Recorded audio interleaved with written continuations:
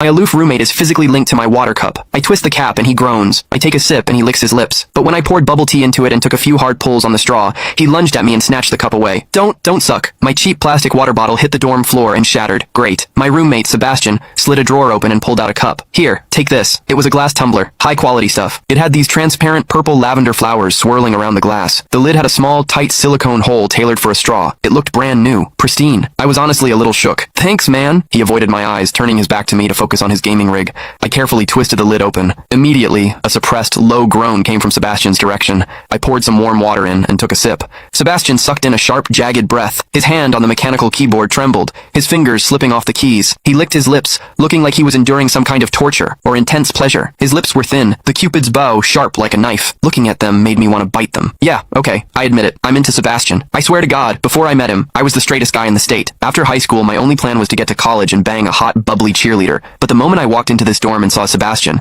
that plan went out the window. 4 years of college and he's the only one I want to mess around with. But I couldn't tell him. No way. I was terrified that if I spilled my guts, we wouldn't even be friends anymore. Because Sebastian is straight. Like, painfully straight. Only 2 weeks ago, he turned down a senior, a varsity swimmer, total stud, who asked him out. After that, Sebastian came back to the room and sat at his desk with a face like thunder for hours. The guy must be a raging homophobe. Maybe it was because the cup was a gift from my crush, but that warm water tasted sweeter than usual. It had a weirdly good aftertaste. I grabbed a straw from my desk and shoved it deep into the hole on the lid. The second I did, a strangled moan ripped out of Sebastian's throat. He bolted up and sprinted into the bathroom. Weird. We were just gaming. Why the hell did he suddenly need a shower? He didn't even grab a change of clothes or a towel. My hearing has always been too good for my own good. Through the thin bathroom door, I heard whimpery, muffled sounds. Soft, hot, suppressed. As a dude, I knew exactly what that sound was. He was jerking off. When I get horny, I usually wait until lights out and hide under the covers like a rat. But Sebastian, it's the middle of the damn day and he just goes for it? Talk about high testosterone. Sebastian is gorgeous. He's got that cold, don't touch me vibe, but his eyes are sharp, almost like a fox. He looks like a priest who's secretly a sinner, tempting as hell. I've heard people say his smile is killer,